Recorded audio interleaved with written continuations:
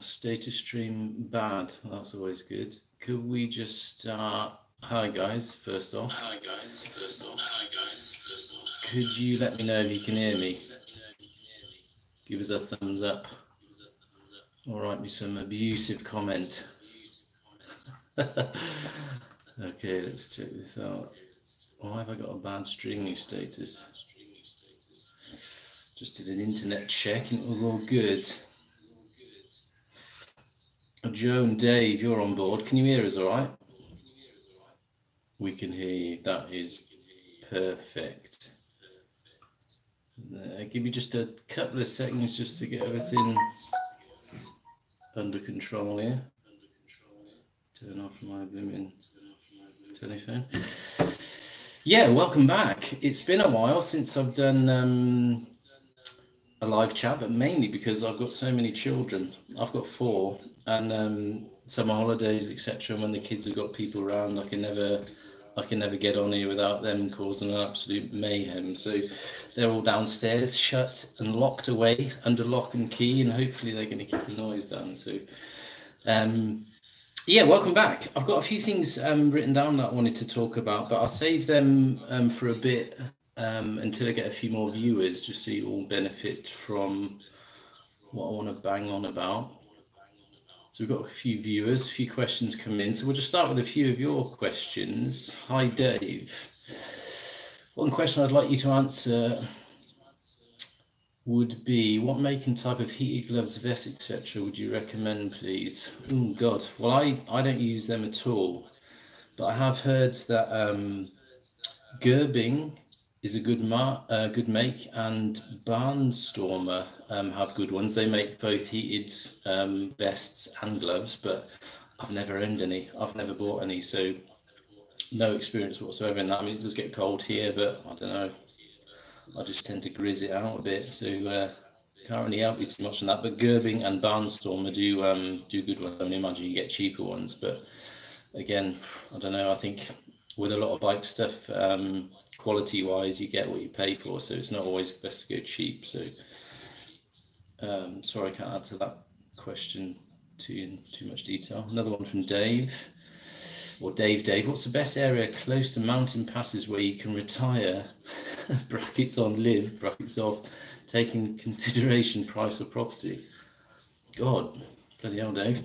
Got some good questions here. Again, I don't know, it depends where you want to live. I mean, I'd probably, if I was going to do it, I'd want to live in a quiet area, I suppose. I wouldn't want to live in a bigger city, but I suppose it depends on what you want, whether you want amenities close by or just mountain passes. But I mean, where I was in Switzerland this year, around the bottom of the Grimsel Pass was amazing. Nice little villages and that. You've got everything you need there. Araba was another good one last year in Italy where we stayed. Passes on tap, but I think everybody's different with that, Dave. I don't know. Having never considered moving there, I can't really answer that too much detail. Joe, hi Joe, how's it going? I was going to ask the heated gloves, but they beat me to it. And our wires an annoyance. You can get them heated grips or heated vest and gloves either wired, that you plug into your bike. Either you wire some connectors to your battery, or you plug them into your power socket if you've got one on your bike, or you can get them with battery banks. So you have a battery bank inside your vest, or you can have your gloves connected to your jacket, and that all runs into the bank. But obviously then you're sort of limited for battery power and time of how long they're going to last. But that's purely just what I've seen online or from other people that have used them. I had a mate who rode all year round. He didn't own a car. All he had was his bike as a mode of transport, and he had everything: gloves, jacket, boots, but it was all connected to his bike. So yeah, obviously I've got to remember when you get off your bike, then you are still connected, so you might rip it off. Echo from your computer, but we can see fab. Okay, maybe I should turn that down. Is that better? Hopefully that's made it better. We shall see. Mike Fry, I use Gerbing top notch. There you go.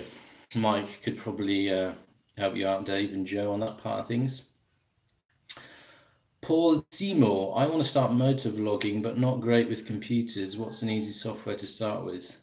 Yeah, I mean, I use Filmora Wondershare, which is you can either pay a monthly subscription or a one-off payment. I paid a one-off payment of €50, I think it was. But you've then got to pay for every sort of update if they bring out sort of packages for different, transitions and different functions and whatnot.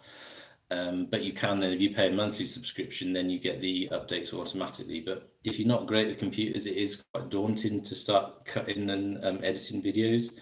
But there's plenty of tutorials online that I used to sort of teach myself how to do it. And it's like with everything else, I'm still learning it, so it's progressive. So yeah, just get yourself some sort of a cheaper software. I did use GoPro's one, that was free, but that's sort of limited. The one I use now is still limited. Sometimes I wish that it'd do stuff that it can't do, but for the videos that I sort of knock up, then it's fine. So well, now I've got a few of you on board. I just wanted to chat about a couple of things before I start answering some more of your questions, which I've got some more written down as well.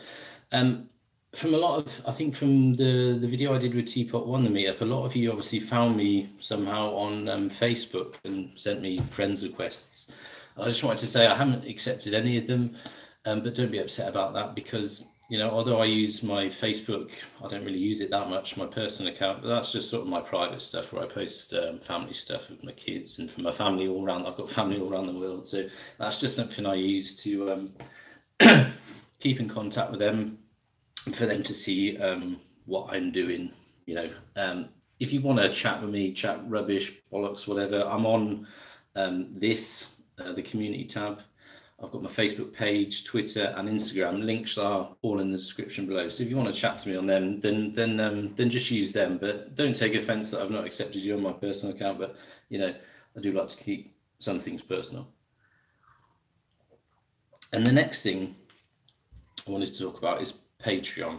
Now, Patreon, I set up a few months ago and never used it because I was worried about what I'm about to tell you now. Patreon is basically something that you, the viewer, can subscribe to, where you pay a monthly premium of like €1. It's really not a lot. And basically there's a couple of perks that you get: early access to my videos, etc. And there's a couple of other bits and bobs, stickers and whatnot. Depends on what level you want to go with. But I was worried about setting it up, but I did set it up because some of you showed an interest. And all it is purely for people that want to support the channel and show their appreciation. And that's it. But some people, I mean, it is a minority of what I'm about to say. Some people sent me some proper shitty comments, taking offense to it, basically. And it's really just there for those who are interested in it and those who want to support the channel. And what I do with the money from YouTube and from Patreon, as little as it is, people think that you earn a load. It's really not a lot. But I save it up over a few months. Either I buy a bit of tech, or I use the money to go away and do another short tour, a weekend tour, which ultimately produces more content for you guys, or a bit of kit, which improves the quality. But some people were sending me messages saying, oh, why would I pay for this rubbish? Or I could just wait 2 days and just watch it for free. Well, yes, that's true. And if you want to do that, that's fine. It's purely for those who appreciate and want to support the channel. And if you don't want to, that's fine and all, but then just ignore it. There's no need to send me some shitty messages. So just to get that out of the way. And the same, you can, if you want to check out the Patreon account, links again in the description. If you want to show your support, and I know Joe and Dave that are chatting on here, they support me, which I'm really grateful for, as I said. But I tend to keep it quiet. I don't like to ram it down people's throats, but some people for some reason take offense to it. And likewise, if you don't want to say that's a monthly subscription, on this super chat, on the this live chat, if you go down to the bottom, it says top chat or super chat. Down the bottom, there's a little $sign, and it's there again if you just want to make a one-time donation, or you just want to show your support, want to get me a beer or whatever, then you can do it that way. So that's all I wanted to talk about for now. If you want to support the channel, there's 2 ways of doing it. If you don't want to, that's fine. Just ignore it and just wait for my videos to come out like they normally do. So that's enough about that. Right, let's get back to a few of your questions. What have we got here?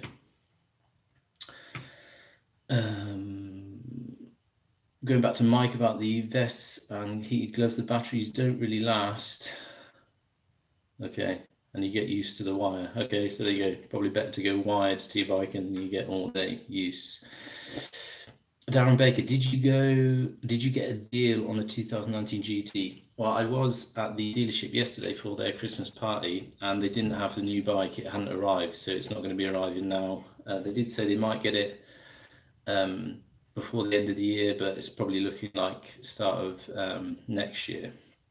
But I will be going down there to have a look and talk to the guys, a few facts and figures. I don't know. I mean, I've only had mine 6-7 months, so I don't know. Wife would probably kill me if I got it, but I do like it. There's so much new stuff on it that, especially the dash, isn't it the nuts? So yeah, I think if the facts and figures work out and it's not going to cost me too much more, then I might pull the plug and get it.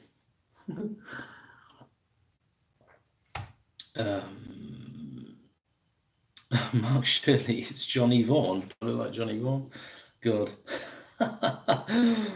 Ooh, what else we got? Whoa, Mike Fry, what do I do for a living?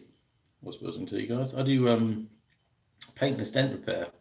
So I repair cars that have been damaged in hailstones or hailstorms. So it's not panel beating, but we basically fix cars without having them to be resprayed. It's quite a cool job, and I do all right with it. So it keeps me on the street in the non-prostitute sense, keeps me biking. And in this house now, I built this house 3 years ago, which I'm still doing. So it keeps me busy. So that's what I do. Hey, Bulldog Gaz. Hi, Gaz. How you doing? Thanks for sharing your videos. They're always fun to watch. Look forward to meeting up next year. Any plans for that yet? Good question. That fires me into my what's coming up topic. As I said, that I built this house 3 years ago. I've still got a lot to do outside. So I don't know. It depends how things go next year with work. I may give a European tour for next year a miss.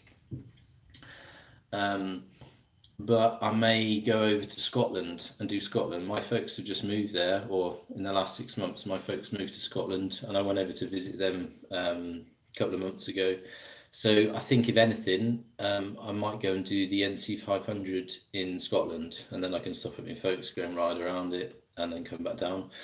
But I've still got loads of other weekends away. I've already booked 5 for next year with the BMW dealership, Metroid Via, and I've done a lot of videos for them, bike reviews and the trips away, the last few trips away. And I love riding with them guys. It's nice, spirited, fast riding, and all the guys are good guys, and we have a great time. It's an amazing dealership. Although I don't own a BMW anymore, I still ride with them. I still do their tours because it's just a great laugh, and it's one of the best dealerships I've ever been to. They really look after their customers, and for them, it's not just about selling the customer a bike and then seeing them once a year for a service and ripping them off, paying loads of money. Throughout the year, I think they organise 20 or so trips away, from day trips, weekend trips, 2 weeks in Sardinia, and all over the shop. So I still like to ride with them. So that's coming up, trips away with them. As I said, could be a possible Scotland trip, and yeah, but we'll see how we go with that work-wise. Other stuff for the channel, I've got some other Gucci bits of gossip coming up. I'm going to be doing something with Michelin next year, but I'm not going to give too much away. Hopefully it all works out, and we'll see how we get on with that. But just a little sort of sneak preview. I'm going to be doing some good shizzle. And again, with SME Motec, that's probably going to continue. Hopefully they bring out some new products. I'll be testing and reviewing some of their gear, so that's all good. What else have we got? Fire away with your questions if you've got anything you want answering. Darren Baker, nice one. Cheers, mate. I feel a bit of guilt shifting a bike after 6 months, but I have friends that are worse than that. Yeah, well, I have. I've got a friend who's been on a few of my videos. He rides a GS, the GS Adventure, and he bought it brand new, and I think he had 4,000 Ks on it, and he's just sold it for the new one, the 1250 GS. So yeah, people do it. Excuse me, I set my kids. Emmy, shut the door. So probably doing these live streams, the kids are too loud.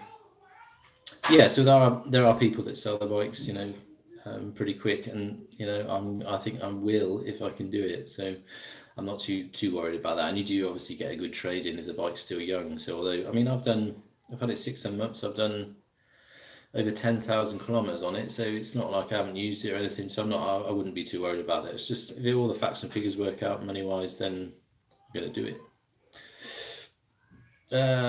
Paul Seaman, what's the best advice for a newbie vlogger? That's a good question. I suppose the main thing is finding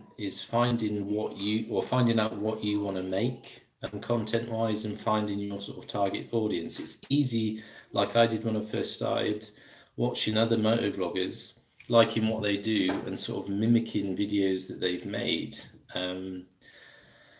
Because newbie vloggers are always, I found they're always sort of hung up on how many views they get and how many subscribers they're getting per day. It gets very sort of into that sort of direction that every morning you're checking how many subscribers you've gained overnight. And I suppose my advice is to just, you know, find what you want to make and be yourself. Try not to be somebody else, you know, too much in the same direction of another vlogger. Be yourself, make the content you want to make, and just let it run over time to find your target audience. And nowadays, for people that are starting up, it's much more difficult. I mean, I've been doing it properly for maybe 3 years.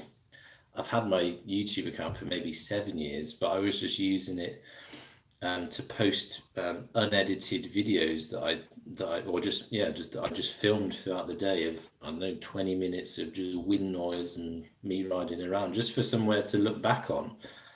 And yeah, then obviously if you're posting videos on bikes, then you get suggested videos from motovloggers, and then I started watching them, and that's how I started. But yeah, without banging on too much, just be yourself, make what you want to make, and your target audience, you know, it will find itself. So that's probably the best advice I could give. Just be yourself. Smoky Bar, afternoon, sir. Would love to tour Scotland and Ireland. Hit and miss on the weather. Yeah, I had a mate that went to Ireland last month, and they had great weather, and it looked amazing. It looked stunning. That's probably a place I'd like to get to, down to as well. But Scotland would probably be first on my list, for the main reason that my folks have now moved there. So I've got some other family there. My brother lives there. And do the NC 500. It's not a massive tour. It's not like going away for 11 days that I did down into the Alps. But I don't know. I think you can probably do the NC 500 in. Well, you can do it in a day if you want to not see anything and just egg it. But maybe, I don't know, 3 or 4 days to actually, you know, ride a bit, stop, bit of sightseeing, and actually enjoy what you're riding and what you're looking at. And yeah, that's probably the best way to go. I mean, I've been to the Alps now the last 5 years, so I've done 5 tours there. So sometimes it's nice to do something different. And to be honest, I've been pretty much, I mean, the last 2 years I've been to Switzerland, the last 2 years, and this European tour I did the sort of west side, and last year I did the east side. So I covered that over 2 years, and I've pretty much done every decent pass in Switzerland. Likewise in Italy, and a lot in Austria over the sort of last 5 years. So although I could go there every year without any problems, and it'd never get boring, it's interesting for me to I think to go to Scotland and do that. And to be honest, I've never rode a motorbike in the UK. I've never even driven much in the UK. I left England when I was 17. I'm now the ripe old age of 37. So I did my test in the UK, one on my 17th, just shortly after my 17th birthday, and then I left the UK to go to move to Germany with the military, and so I'd only driven a car in the UK for 6 months. So for me, it's completely bizarre when I go home and visit my folks, driving a car on the wrong side of the road. Yeah, so I've never ridden a motorbike in there because I did my test or my bike test later on in life, and I did that here. So yeah, there you go. Mike Fry. Hey kids, it's the Mr. Fly here. Hope you're well. With the reviews, etc., oh, this is from Mike Fry again. With the reviews, etc.,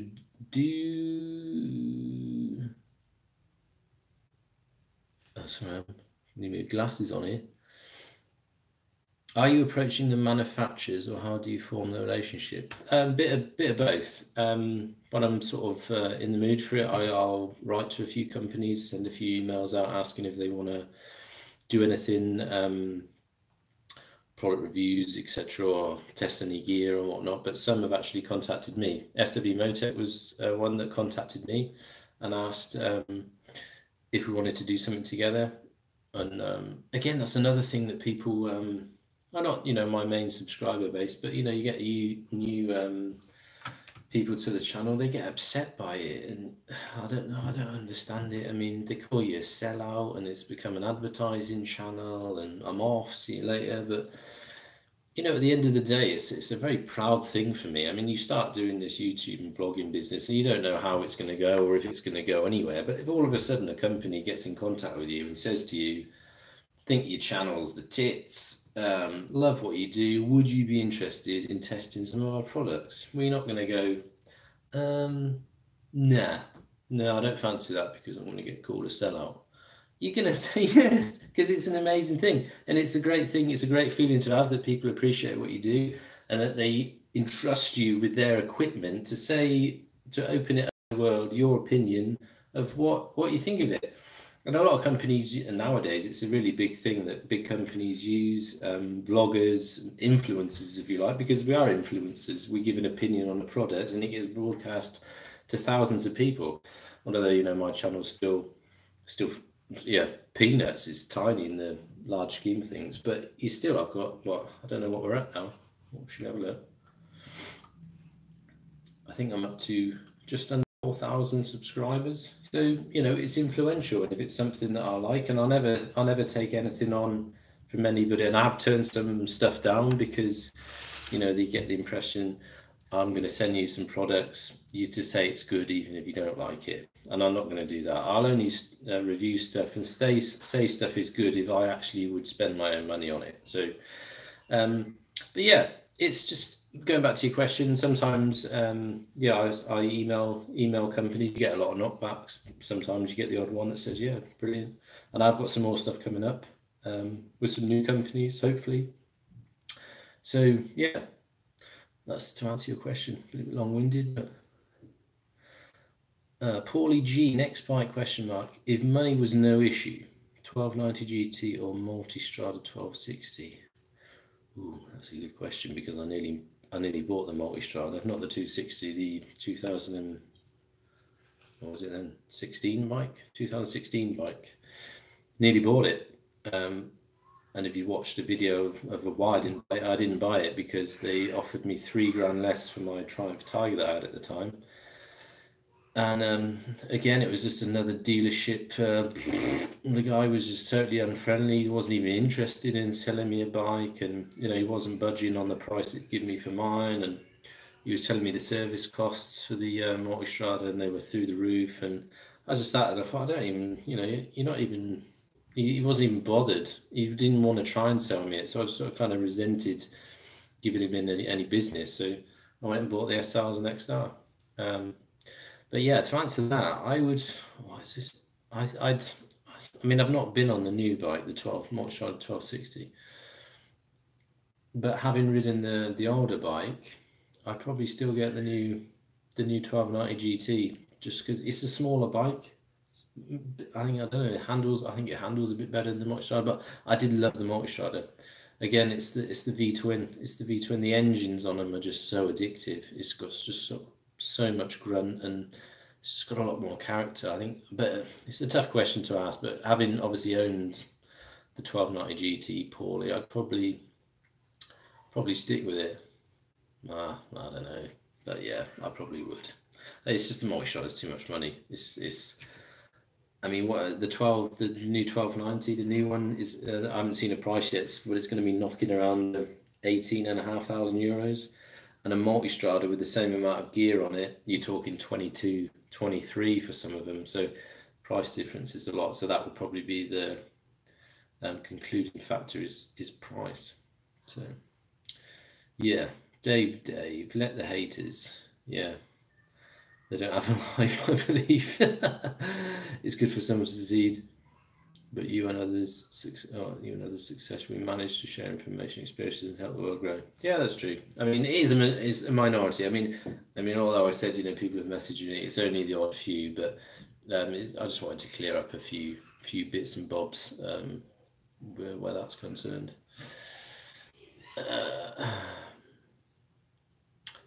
Dave Stacey, all right, mate. Sorry, I'm late. No worries, Dave. You didn't miss much. We were just killing time until you arrived. How long have we been going? Time has froze on my laptop. It's more than 6 minutes. I don't refresh it in case it buggers off, because I did have a bad connection, although we're good. We've got a good. Oh, here we go. It's on my phone. 26 minutes we can go. I think maybe, I don't know, it depends on how many questions you guys have got. Maybe an hour is a good time, good timeline. What else have we got here? Maintenance. Oh, Dave, maintenance and build quality might also keep me away from the multi-strada. I don't know. I was speaking to a guy online the other day, and people had messaged me about reliability on the KTM and a lot of bikes, but I think it's just, although I do look, and I looked before I bought the KTM and saw things, I like to experience it for myself before I tell others about it. And obviously I'm guilty of stuff as well. I put a video on of the customer service that I received when I had the master cylinder changed, although it was a bit of a ball's ache to get it all running. It all worked out and it was fine, but I don't know, I think there's too much of people not experiencing reliability issues for themselves and just hearing from other people, and it's like Chinese whispers, isn't it? People, I've heard this and I've heard that, and then they plaster that on the internet, and then it builds a picture for people that bikes are unreliable. I have so many people message me about the KTM, the GT. I've heard the electronics on it are terrible, and this and this, and I've ridden the bike over 10,000 Ks, and I've not had one electrical fault. People do get faults. My S1000XR BMW reliability is supposed to be the knackers, and after 4,000 Ks, my cams went on it, and I had all new camshaft rockers, the works. The engine had to come out on a brand new bike. The quick shifter stopped working. So I had more reliability issues from the best BMW reliability. I had more issues with that bike than I have on the GT. I think it's just a thing. You have to go out and buy the bike yourself. If things do go wrong with it, it's all part of ownership. Things are going to go wrong, and the way the bikes are being built nowadays, it's all top of the range. It's all sort of high electronics, and there's a lot more on bikes nowadays for things to go wrong, and things will go wrong. You get a batch of bikes where some part has been poorly made. It happens on every manufacturer. People say Japanese bikes, well, they're rock solid. Well, yeah, because a lot of them have got sod all on them that can go wrong or to go wrong. And most of the majority of things that people do have, it's electronics. So, I don't know, go out and buy the bikes that you want. If you like it and you ride it and you think it's awesome, then buy it. And I worry about things later on. It wouldn't stop me if I knew, I didn't know about the KTM. If I'd have knew beforehand that the master cylinders and the slave cylinders weren't the best quality, and a lot of people have had issues with them, I'd have still bought it. I rode the bike, I loved it, and I bought it. And it wouldn't stop me if someone went, well, the master cylinders are crap on it. Crappy reliability on KTM, but it wouldn't stop me at all. So, and it wouldn't stop me buying another XR either, because the cams were crap on them. which obviously there's a new bike coming up, new engine, now that the new GS has got the shift cam technology on it. That's coming out this year on the S1000RR, and it will be then, I don't think it will be in next year's XR, because they brought out a new XR already with a different paint scheme, but nothing else has been changed on it. I saw a black one, really nice. Posted a picture of it on Instagram. That shift cam engine is going to end up in the XR as well, and they're changing all the Boxer engines throughout BMW for the 1250 shift cam engine, and the RR and the XR are all getting all new motors, and the 750 GS and the 850 GS, they're all they all got engine upgrades anyway, and it's a bike that I still love. I'm going to go and ride the new GS, the new 1250 GS. It's not a bike I would go and buy, but I love the thing. I've test rode it so many times. Always the GS Adventure, and they've already asked me up at Motorrad Via that I'd ride with and do videos with, you know, every so often. They should come up and ride it. As I said, it's not a bike I'd buy as yet. I'm not old enough. But it's really not an old knacker's bike. But I love it. But as I said, I wouldn't buy it as yet. So, but yeah, that's the plan. I'm going to ride it anyway. And if the new XR comes out, hopefully they give it a whole new facelift, and maybe put the TFT connectivity dash in it. That'd be awesome. That's on the GS. So I'm always up for new things. Tempo 800, moin. Any meetups next year? Yeah, we're going to be doing that. I mean, after I met up with Andy and Teapot One, we sort of got our heads together and thought about doing it more often. And yeah, more, I don't know, once a year is probably too little, but depends where we want to go. And Bruce, he mentioned about meeting up somewhere different every time, you know, traveling somewhere, maybe just doing a long weekend. So we're going to see how that goes on. It's a bit difficult to get everybody together if you want to do meetups with other vloggers. You know, you've all got to have the same time off and capacity to get somewhere. But if not, then I might organise a few on my own, and do it that way. You know, just do some smaller meetups, local ones. Yeah, I mean, if I came to Scotland and did the NC500, I'm probably going to come more often now to UK because my folks have now moved. And even if I did the NC500 and took more days leave off and then just rode around UK and did some meetups, which yeah, why not? Because we loved it, that meetup we did. We were so surprised that so many people turned up and rode with us that yeah, that's what we thought. Oh, sod it, we should do some more of this, because it's great to then meet you guys, because obviously chatting on here we can sort of put names to comments, but you know, to meet you guys you can put a name to a face then, and it's that's what it's all about, this interaction. It's for me, it's not about how many views and subscribers I've got. That all went a long time ago, worrying about, you know, how many I've got. And I love to talk to you guys about it and to comment, people that comment on videos. It's just nice to sit down in an evening and just answer your questions. And to be honest, I've got a job where I work on my own anyway. I've got an app on my phone, so I get when I get a comment on a video, I get it like a WhatsApp or a text message, so I can reply straight away, which is what I want. So just to talk to you guys is cool. Valdemar, moin. Napa, my neighbour just next door is watching. Christopher, do you think there is too much electronics on bikes these days? Would you want to go back to simple carburetors? Good question. But I would say, how I am now, sort of state of mind, I would say no. I love tech. I love new stuff. I love all the electronics. Although, you know, I had a Tiger 1050, which had 0 electronics on it apart from ABS, and just a big thumpy 3-cylinder engine, and I loved it, and it rode amazing. But yeah, I like the tech, and to be honest, with the amount of power that these bikes are getting nowadays, these sports tourers, you know, we're talking sports bike performance on a more comfortable bike.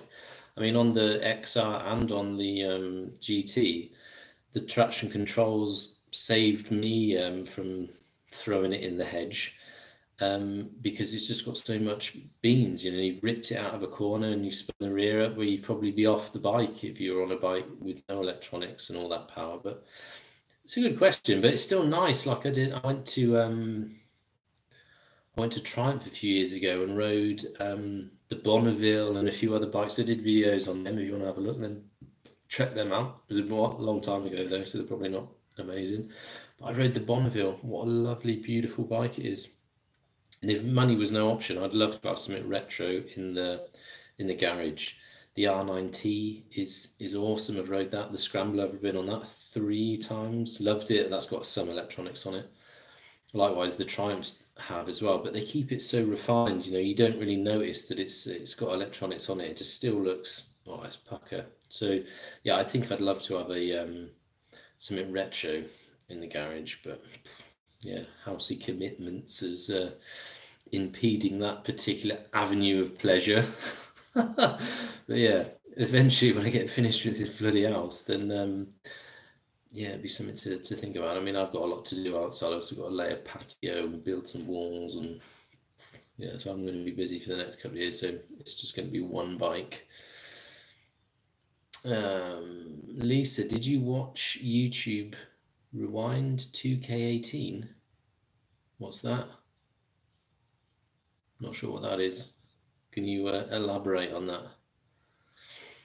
Bulldog Gaz and me? What are you referring to there, guys? Right, let me just check out if we've got any other questions to answer. There's a few of you watching, that's cool. Talk amongst yourselves. What else have I got written down here? Oh, the Euro Tour that I've just finished. That's really come out well, and so many of you have been watching it and commenting on it, and I really enjoyed well, being on it firstly, and even editing it. I had a blast, although it took me forever to edit some of the videos. For the newer sort of vloggers amongst you, the videos, I know a lot of them are, I don't know, maybe 15 to 20 minutes long. And to edit a 15-minute video with multiple cameras takes me from 6 to 8 hours to edit a vid. So it is really time consuming. So if you want to get up to that sort of, well, not that I'm blowing smoke up my own bottom, to get to that sort of level and length of video with multiple cameras, that's how long it takes me to edit them. Bit of music, audio files, etc., etc. It is very time consuming. Plus you've got the fact that, you know, you're answering questions through the day on your channel. You've got your Instagram account, Facebook account, Twitter account. I mean, Twitter I don't use that much. Post my videos on there, but I don't sort of actively sit on it and chat to people. I use more on Instagram and my Facebook page. But yeah, I had a blast editing it, and yeah, it's just, I'm a bit gutted that I'm probably not going to get down there next year, but I will get something in the pipeline. But yeah, as I said, it's come really well. And it's probably the first tour out of the 5 that I've done down in the Alps. So I've actually sort of filmed, documented more, because I went on my own, and it's the first time I did a European tour on my own. All the other tours have been on with friends, but some of them couldn't make it, and one cancelled at the last minute. So rather than me cancelling and saying, no, I'm not going to do it, I just went on my own. I was a bit dubious about it, and friends and family were like, that's a bit going on your own. But I had a blast, and it's not something I'd want to do every year, going on my own, because you do miss that boozy banter in the bar of an evening. But you can do what you want, and I rode so far. I did so many passes. I think I did in 10 days, because one day I was at the Nürburgring. In 10 days I did 25 mountain passes, and yeah, that was a lot. And to be honest, I mean, I've had a lot of questions on touring. That's another thing I want to talk about, actually. A lot of sort of touring tips people have asked about. Everybody's different when they do that sort of thing, but for me personally, the best tip I could give anybody is don't set your days too long. If if you set them too long, you're on a sort of clock to get to your hotel. And that means then when you're out riding, you're not taking in the scenery and something that you think, oh, I quite fancy doing that mountain pass. And oh, we've got no time because we've got to get to the hotel. So what I do is I plan part of it before I leave. I don't plan the routes or anything that I'm going to ride, but some of it. So I'll book my hotels before I go. So I've got my 11-day tour that I did last year. I booked all the hotels before I left. And what I do is I research the passes that I want to ride or haven't ridden, and I use these books from Curves. Now you can get I bought these in my local bike shop, but you can get these on eBay or Amazon. They're dead cheap. And basically it's just a book. I've got them for four different countries: France, Italy, Austria, etc., Switzerland. And it's all aerial photography. So it shows you the passes, aerial photography. So you think, oh, that looks amazing. And I'm adding that to my list. And in this book, it gives you, let me show you. I've got 4 of these books. That gives you a sort of an idea of what the pass looks like from above, black and white. But you get maps in them as well. I think I did have a map here somewhere. So you get a map with all the passes that are featured in the book. So once I've seen the aerial pictures and I think, well, that looks the nuts, then these are all labelled on the map. And I use this one. This was for France. So I used this one, and my hotel was down here somewhere, and I did all the passes that were featured in that video are all these. So it's good to see photos or pictures or aerial photography of the passes that you want to do, because, you know, just by looking on a map, you can't tell if, you know, it's picturesque or if it's nice there.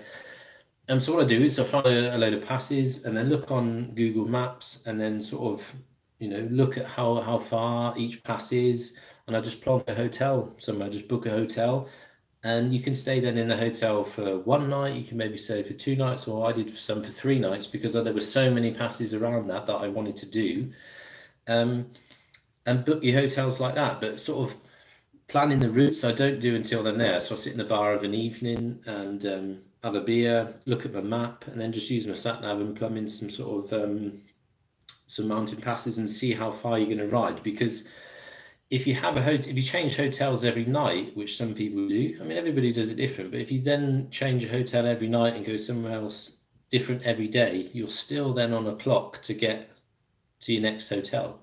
So you might miss something that you wanted to do if you were staying there for a couple of days. Plus, if you've got to think about the weather. If you get bad weather, you get rained in. And if you've got to get to your next hotel, then you've got to ride in the rain. You've got to do it, although I did get wet on some days, but I got wet while I was out. I didn't go out, you know, in the morning and it was pissing down and just left anyway, which you'd have to do if you were changing your hotel. So for me, I booked for a hotel 1 or 2 nights, 3 nights, do a few passes, take in some sights and some scenery, take some photos. And because I was on my own, I could take everything I wanted. I could film everything I wanted, take all the pictures. And I just enjoyed being on my own. But as I said, it's not something I'd want to do every year. But now that I know that it was fine, I was a bit worried about it, that it was going to be boring as hell. But I really had a good time. And as I said, I rode a lot more. So back to what I was saying about setting your days too far. My ride from my house down to Black Forest was 700 k's, which is long, but some of it was motorway. So that's okay if you're going on the fast route. One day I think I did 400 k's, but purely mountain passes, which was too much, and I was absolutely bollocks at the end of it. So yeah, main tip is just to banging on here. Main tip is not to set your days too long, because as I said, you're not going to take in the scenery, you're not going to do things you want to do. You may not stop as often for pictures or coffee stops because you're on the clock to get to where you're going. So yeah. Did that answer any of that? Banging on there. What else we got? Wow, thanks for showing us the Kurds books. Yeah, Dave, there you go. Look. So I've got one for Italy. I mean, look at the aerial photography that it shows you of the we're on camera. It shows you of the passes, and it just makes it so much easier to decide. I mean, look at that one of the Stelvio there. if you saw that on a map, you'd obviously see it was a twisty road, but you wouldn't be able to appreciate, you know, the scenery. I mean, look at the mountains on it. The Stelvio is a classic anyway. I've ridden that 4 or 5 times, and all 3 parts of it, because it's just amazing. Although it's hairpin bends, it's very technical. It's not as fast to ride as a faster flowing, but just look at the scenery, man. I mean, it's ridiculous. So I just look through these books. I mean, I've done a lot of these now. Not all of them, by no means. There you go, look, there's some maps. It tells you where they are. Gives you some sort of black and white sort of diagram of how twisted it is. So that's one. I've got one of Italy. I've got one of Austria. What's this one? This is Italy and Switzerland, sort of the main ones. And that's the France one. So yeah, that's the best way to do it. I mean, look at that. I mean, you wouldn't know if you saw that on a map.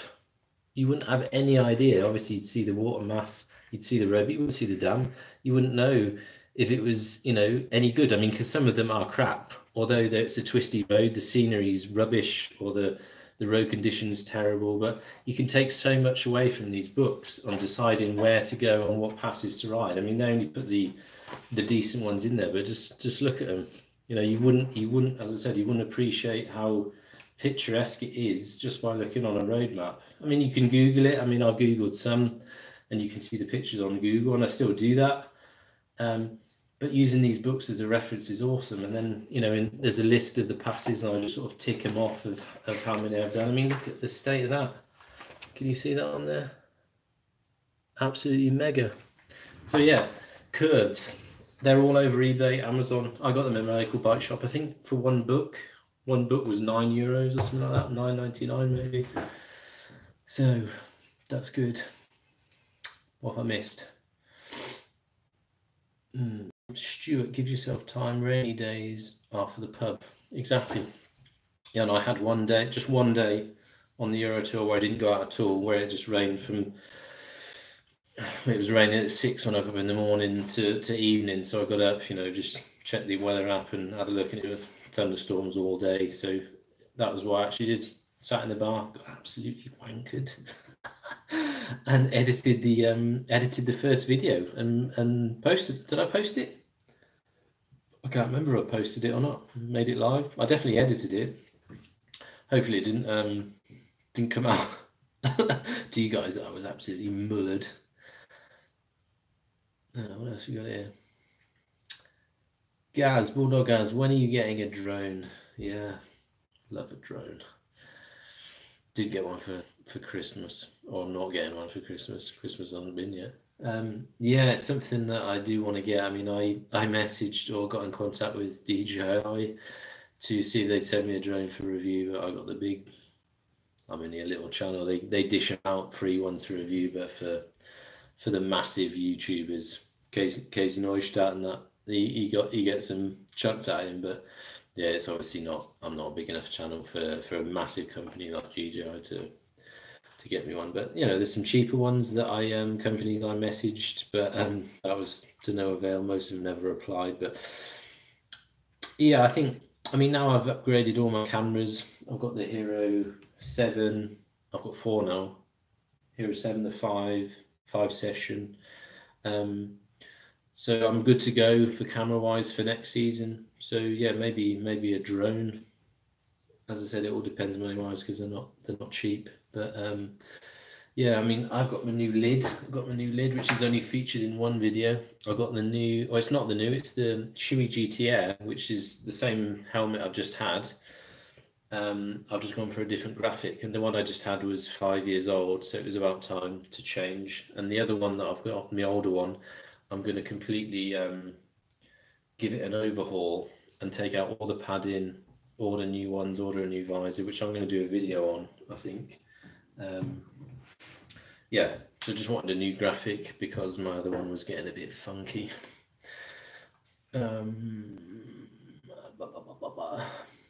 Jason HD, I would love some drone footage. I mean, yeah, I mean, from my intros, both my intros, it's all from other people's drones. My last intro I did with Teapot One, and the other one that I had on my XR, I had a friend who works for CNN.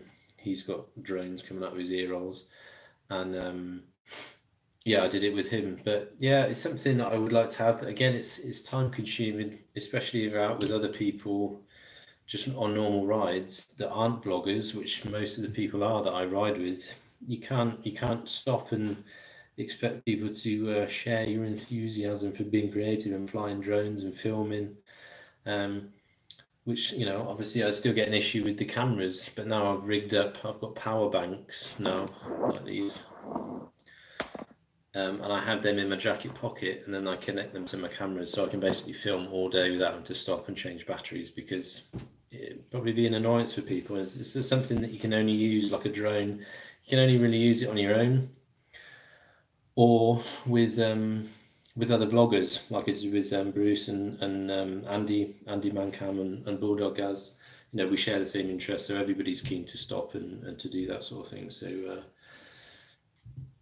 yeah, so you have to weigh up: is it worth the lot of money? If it only costed a couple $100, then you could just go out and buy one, and if you didn't use it as much, it wouldn't be so much of a big deal. But I mean, what's the DJI Spark? What is that, $500? Or the DJI Air, that's 700-800, and then you're up towards over $1,000 for the Mavic Pros, etc. But it's a lot of money just for something to use every so often. So we shall see. But yeah, I would love one, and if I did have one, then I would use it, because it gives your videos that bit more.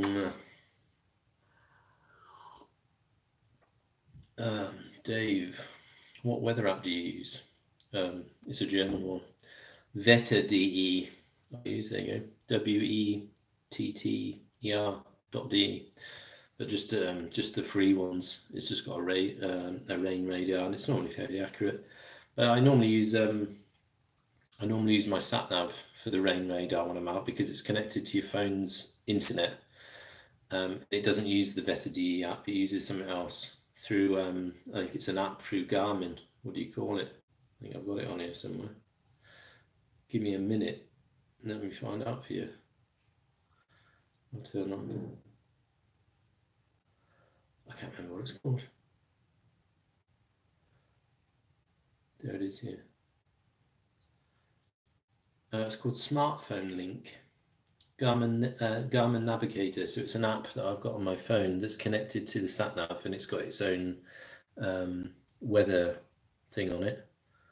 It's probably not going to show you. You got your main sort of nonsense, and then it's got a rain radar, which you then access through your sat nav. So you get the rain radar on your sat nav screen, and that's fairly accurate. You can play it, and it shows you the spread of rain that's coming across. So that was good to have, because I did get rained on a lot. Well, not a lot. A few days I did, but there you go. Rod Poole, nice bonnet, sir. Well, it's probably because I've got no hair. Oh, somebody from Brazil. Oh God, Lopez de Carlos. Did I say that right? Stuart, for sure. Hi, Stuart. Good to have you here. Stuart's also in. Ooh. Are you still there? Are you still there? Oh, we've come and gone. We're back. For your recording equipment, I'll just repeat that. I don't know if you all heard that. Stuart Forshaw asked, do you have to declare your recording equipment to your insurance? They ask about modifications in Blighty. Oh, God. No, not here, but mainly here because it's not particularly legal. It's a bit of a grey area in Germany for filming anything. It's actually illegal in Germany to film in public. It's not like in UK where you can film in public, you can film other people without their permission, you can film the police, public servants. Here, all that is illegal. To film anybody, even just somebody walking down the street, you have to ask for their permission. Now, obviously, the way we sort of get around it is we do film, but if you then if something happens in your video, like you see in the UK of car crashes and everybody films on dash cams and plasters it all over YouTube, you get sued if you did that here. So what you'd have to do if you did want to post something like that, it's a bit of a risky thing to do, but you could, but you have to then blur out the faces of the person you're filming if you hadn't asked for their permission to be filmed. and number plates, because it's illegal here. The privacy laws here are really strict. So although, you know, when you're out and about and I'm just filming just a vlog, in theory, if somebody here ever saw that and they saw their car, or they were in the video and their face was in it, you could be sued for privacy, breach of the privacy laws. So it's difficult to do. So you definitely can't do all your sort of dash cam crash carnage and whatnot here. You wouldn't be able to do it, because it's a nightmare to blur everything out. So you do have to be careful. But no, to answer your question, Stuart, I didn't. It's not even asked on for insurance if you do it. I mean, I suppose in the UK, every man and his dog films, don't they? Dash cams, helmet cams. But here, you really don't see it a lot. You don't see many German motovloggers, although there are, you know, a few. It's nothing compared to the UK. I mean, America, you can film in public. You won't see any of that on YouTube of people filming in public in Germany, because you just get them in rogered for privacy laws. How long have we been going here? Should we keep going? How long have we been on? Oh, 56 minutes. Yeah, we're getting towards the end of it now. See if there's any more questions to answer before I enjoy Earth. I'm still waiting for you. I'm still waiting to go for a ride with you. Oh, I live I live near to where you live. Where do you live, Enjoy Earth? Can't be that far then, have we spoken before? God knows, that's the thing. So many people send me messages and want to meet up and nothing, because you don't know names to faces. Yes. Where do you live then? You're not going to tell me 2 doors down here. Essen, Germany. Yeah, that's not too far. Essen's not that far away. Yeah, but yeah, as I said, for next year, I'm going to get some meetups done, I think. And if we don't get anywhere with getting some other motovloggers down to get everybody sort of communities together, then I'll look into do some of my own and just meet up with you guys, especially for my sort of German-based subscribers. Although on the last one we had people come up from Switzerland and from Holland. Guy come over from the UK, although he was already on his travels around Europe. He included our meet in his tour. He was heading home anyway, so yeah, good to see. Yeah, but it's good. It's great to meet up with you guys, and that's what it's about for me. I love to ride with new people, meeting new people, and you know, generally for bikers, it's we share a sort of the same hobby and passion for. Although I think it's more of a passion for me, it's kind of an obsession for bikes and bike parts thereof, and filming and general anything to do with bikes and YouTube. I'm in. Right, let me just make sure I've not forgotten anything. We'll probably call it a day if nobody else has got anything. I think the internet's starting to play up. Although it says stream state is good, it's still flickering a tad. Not on my phone, but it is on your public view. Anybody else got any more questions before I? How long are we going? 59 minutes. So yeah, we're coming to the end of the hour. Yeah, I mean, as I said at the start, I mean, this was something I wanted to do every month, but it's too difficult for me to do it. I've got 4 kids, and when they have friends over, it's just, I mean, I'm not in my house. I mean, my office here is sort of in the end of my hallway, or landing at the top of the stairs. So I haven't got a closed office, so I can't shut the doors or anything. And if the kids have got friends over, I mean, my oldest is 15 and he have mates over, my youngest is 2. So it can be a bit of a nightmare to get done, but I've basically shut them all downstairs with the wife. Leave me alone, just give me an hour. So I will try to get more of these done. Whether it'll happen every month, I don't think I can get that done, but I think I will try to get these a bit more often, because I've done two already, or this is the 3rd one. So it would be nice to get a bit more.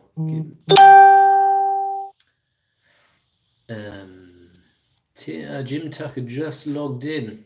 Oh, I haven't seen one of your videos for a few months.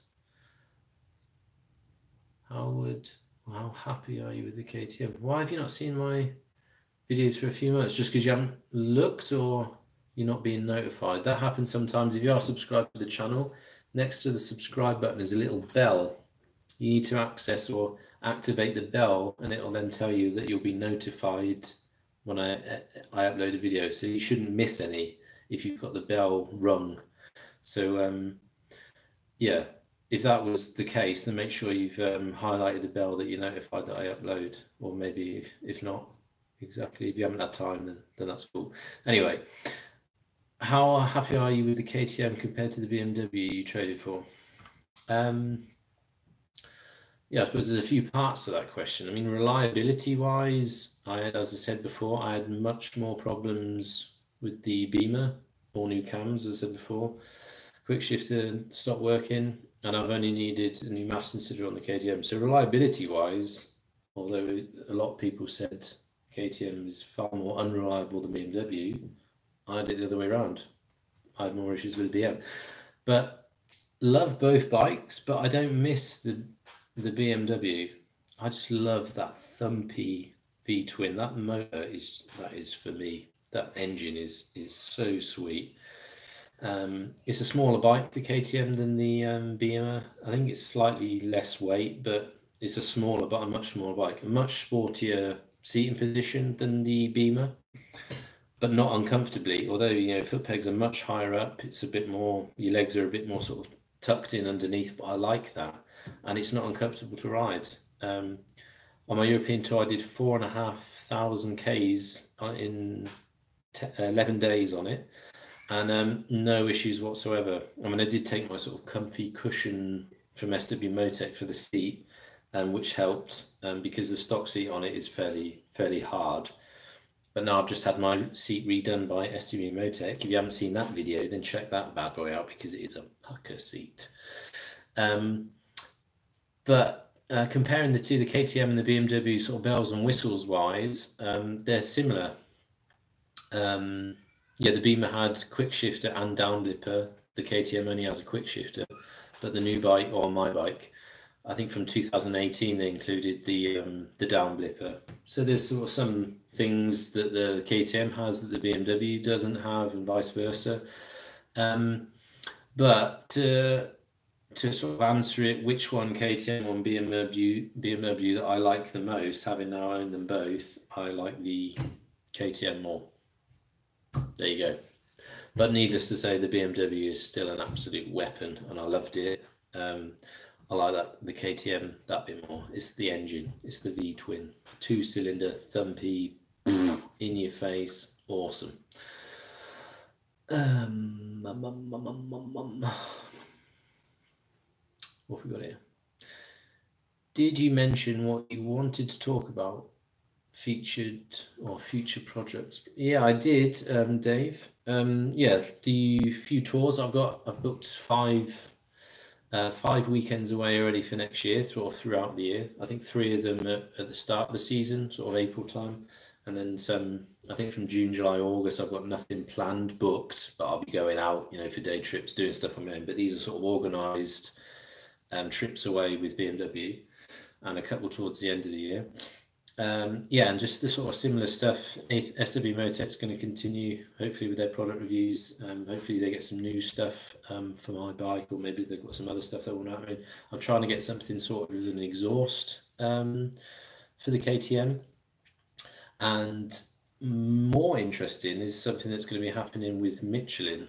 I'm hoping it all works out. I've been in touch with them. We've been sort of discussing stuff, and they're going to, I don't want to give too much away, but they're going to be messaging me or emailing me their events planner for next year.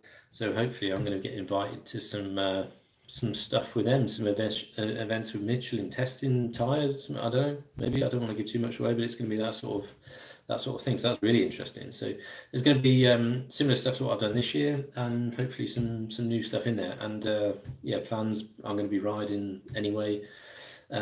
Maybe you missed, Dave, European tour for next year is probably not going to happen, but maybe a trip around Scotland, NC 500, something like that. So there's still going to be plenty of things for me to do, and yeah, plenty of content to be put out. And to be honest, we spoke about before about Patreon and supporting the channel, and as I said on here down the bottom of the chat is a $sign if you want to support the channel, if it's something that you want to do and you appreciate what I do.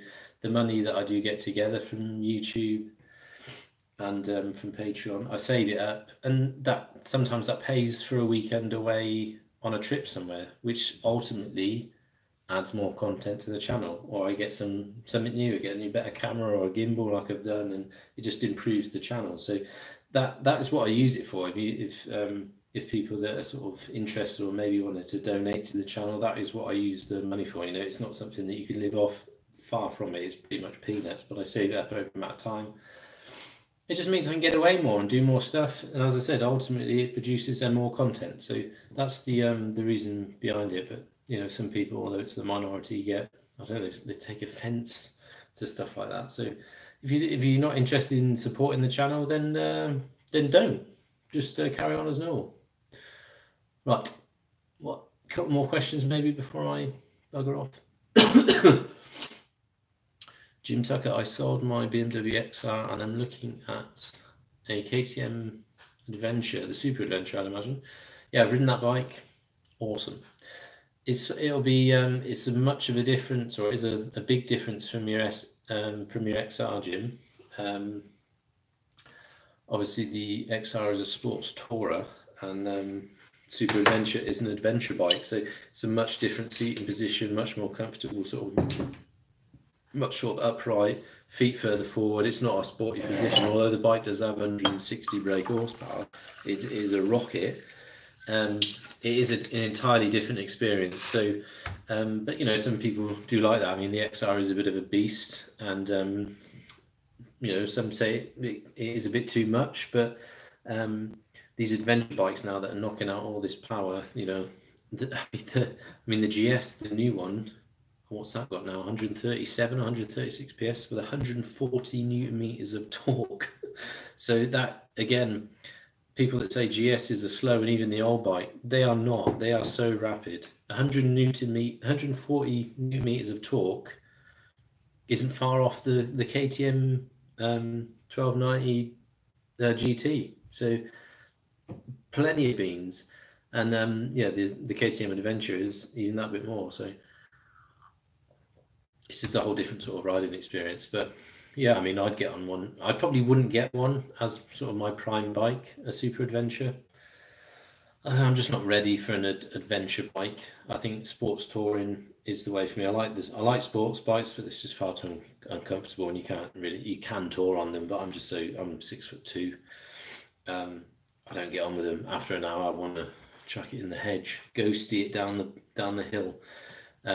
So yeah, sports tour minimum for me. Sports bike performance, but with a bit of comfort. Yeah, now adventure bikes are now getting it down sports bike performance, but even more comfortable, real mile crunchers. So yeah, good luck with that, Jim.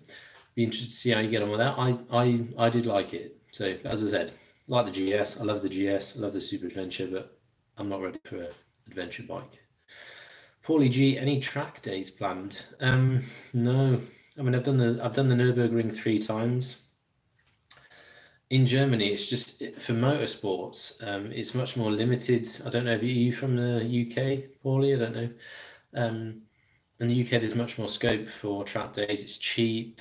Here, it's expensive as hell. There are tracks you can ride, but you're talking 300-400 euros for a track day session, which is mental money. I mean, UK, what do you pay in UK for a track session, a track day? 70 quid or something? Or you get a box and you split the cost between a few of you. There's just much more scope in UK to do it, and here it's just so expensive, and insurance and I don't know. And if you crash your bike, I'd cry if I crashed it. So yeah, and again, you'd have to get different insurance here in Germany. That's another cost. It's just motorsporting for cars as well. In general, motorsport for Germany is expensive. So yeah, you could ride down to other countries, go to UK, or you go down to Belgium. It's cheaper there to ride. So yeah, you could do it, but yeah, I don't know if I'd want to. I mean, I enjoy it. I love it. I mean, I love the Nürburgring, but I'm always worried about binning it. If I binned my bike and smashed it up, I'd be gutted. You know, just ruining your season, wrecking your bike for, you know, a couple of sessions around the track. Although it's good, you know, I don't know. It doesn't sort of weigh up for me. If I crashed it, then that'd be it. It'd be season done. Buggered in the shizzle. Paul, hi Paul. What tyres next on the KTM? I've got the what were on it? The Pirelli GTs, the Pirelli Angel GTs, which I had on another bike. I had them on my Tiger as well. It's okay tyre. Again, tyres is a personal thing. I'm sick of seeing it online. People, you know, talking for hours. People just ask on what's the best tyre, and the comments just go on forever. And everybody likes different things, and it gets into arguments. And tyre things is a very personal thing. But just from my point of view, the Angel GTs. Oh no, the STs I had. STs on the Tiger, GTs on the KTM. They were fine, grippy enough, wet and dry. Didn't last that long. What did I get out of them? 6,000 Ks, although that's okay. They were pretty squared off towards the end. But the Road 5s and the Pilot Roads, I've had many sets of them on other bikes. And I've got the Road 5s, or the Road 4s I had on the XR, 2 sets of. Road 3s I've had, and now the Road 5s. Yeah, you get a lot more mileage out of them, and for the same grip and better wet grip. I found on them, so I'm going to probably be sticking with the Michelin Road 5s. I've done 4,000 Ks on them, and they still look like new. And I got a set of Pilot Road 4s on the Tiger, and I got 13,000 Ks out of a set, and the grip was plenty. So yeah, people try different tyres and tell you they're great, and you know, that's all fine. I can only say what I've used. I had some the Battle Axe T30s from Bridgestone. They were good again, but they ran out of rubber quicker than what I'd had from the Michelins. I've always gone back to Michelins. I've always ridden bikes that I've bought with the tyres that come on as stock. But ultimately, I've always gone back to Michelin. For longevity, better grip, I found for me, and you get a lot more mileage out of them. You know, I'm sure there's some from Metzler that are decent. Any modern tire is going to be plenty for us sort of standard road riders to really push a tire to the limits to find out if it's good in the wet, in the dry. They're better riders than what we are. I think, me personally, a normal average road rider would not be able to take a modern day tyre to the limits to find out what it can do. Just my opinion. I'm not good enough to find the limits of a tyre. You can say whether you feel confident with them on the bike if it brakes good and you're stable in the corner. You can tell if, you know, they're sort of a confidence-inspiring tyre, but to tell you whether it's a good tyre or a bad tyre, I'm not good enough for that. So it's a personal thing. If you get a tyre and you feel safe on it and you don't have any issues, you know, you're not spinning up, you're not slipping out anyway in the rain, then you can say, for me, it's a decent tyre without banging on too much. Stuart rode the R1 from near Liverpool through France to Santander Ferry, 3 slip discs. Made my mind up. For an upright bike, GS and an XR. Oh God, an R1. I mean, that's a sporty position as well. The R1's fairly cramped, fairly uncomfortable. I sat on it on the a bike show I went to, I think last year or year before. Yeah, God, bloody hat off to you, my friend. But yeah, it can be done. It's just, I mean, Bruce, Teapot 1, rode a fucking jigsaw around the world. I mean, it can be done. It's just, you know, how comfortable and how much have you ruined your body by doing it when you get back. But sure, it can be done. Hats off to you, Stu. That's good. I like that, Stu. What was it? Liverpool through France to Santander. Bloody hell. 3 slip discs. That's dedication. Right, come on. What are we now? Oh my God. Hour 4, hour 15. We still have to do. I need a pee. We should probably stop drinking water. Curious, have you compared the GT you have to the Super Duke R as far as comfort goes, especially with wind buffeting? I've not ridden the R. I mean, I've took out the Super Adventure that I got on my last service. And for my master cylinder issue, but they didn't have an R to take out. I mean, I'd like to get on the R. I mean, it is slightly more of a beast with the concerns to power delivery and how you get it. It's a bit more aggressive.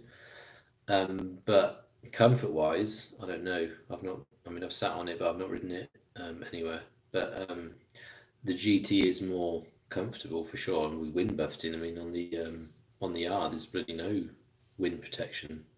I think some models get that tiny little screen, if anything. But yeah, I mean, it's a bike that I like, and it's just very similar to the GT anyway. But that the GT's got that that extra sort of touring package, and the R's got a smaller fuel tank, so that's another issue. I mean, I love the 23 litre that you get on the GT. I mean, what's the R? Is it 17 or 18 litres, something like that? So obviously for touring on an R, which is, again, you can do. Lamb Chops Rise, he did his tour on his, I think he sold it now, bless him. Yeah, again, you can do it, but obviously there's going to be more comfort and wind protection on the GT. Oh, Jim, you had the R and it killed my neck after a couple of hours. Yeah, I mean, again, there's no screen on it. I mean, again, on the new GT19 model, the new bike, I think they've improved the screen, because I don't think it's great, the wind protection on the GT. I love the tank. The tank's really nice and big, and your legs tuck under it, so you're protected in that respect. But on my bike, the 17 model, I don't think the screen's great. It doesn't give you much wind protection. I mean, I ride it fully down. I find that gives you less buffeting. But you still get hammered with wind, although it's not shaking me head about. On the motorway above 120 k's an hour, it's you got to hang on. So if you're going even faster than that, I mean, I've only took mine to 250. I haven't ridden it all the way to the end yet, man, to see how much it'll go. I think the book speed's 280 k's an hour. But I was grimming. I was hanging on for dear life at 250. Again, no, I don't think the wind protection is particularly good. But as I said, they have improved the screen on the 2019 bike, and I think it's even wider. I think the cowling on the tank.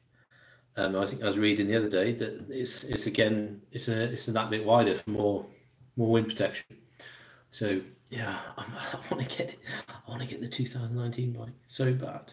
A white one. I think I want the white and orange. I think it comes in white or black, again with orange on it. But I think the white one's white and orange wheels. The black model's a black tank with black wheels and different sort of orange on it. But yeah, I think if the wife plays ball and the figures are good, the figures are right, then it could be a kick in the pants out of my wallet. Right, come on then, last question. No, there aren't any more. Right, well, I think I'm going to end it there because I'm about to swamp myself. Just want to thank everybody for watching. Again, if you want to show your support to the channel, there are links to my Patreon account. And again, like I said on the top chat, you can donate if you wanted to. Just to help me get out more, produce more content, make better content. So if you do want to do that, then check it out. And again, just like to thank anybody for watching and for all your questions, comments. Please continue to share my vids, to like them, comment. Not for views or anything, but that's what I like to do. I like to chat to people in the comment section of my videos. And now they've released a premiere part of YouTube where I can upload a video like I would do normally, but you then get a live chat. It's not a live video stream like we're doing now, but you get the live chat as people watch one of your videos. So you can interact for the 20 minutes, 15 minutes, or however long I've edited a video for. We can chat as you're watching it. So I think I might try that on one of the videos coming up shortly. Yeah, I mean, towards Christmas now, what are we now, the 9th? I don't know if I can get another video out before before Christmas. I don't know what else I've got coming up. I mean, if the weather's nice and I can get out, I do want to get out for a ride. I've not ridden now for 4 weeks or something like that. So if the weather plays ball, I will get out and do sort of a normal vlog of me riding around. But other than that, probably not got anything else planned towards the end of this year. So we'll see how we go. But if not, then we'll see each other in the new year. If I don't get one out, then I wish everybody a happy Christmas and a happy new year. Don't drink too much, but don't drink too little either. And yeah, we'll see you next time. Cheers. How do I stop this now? It's a good question.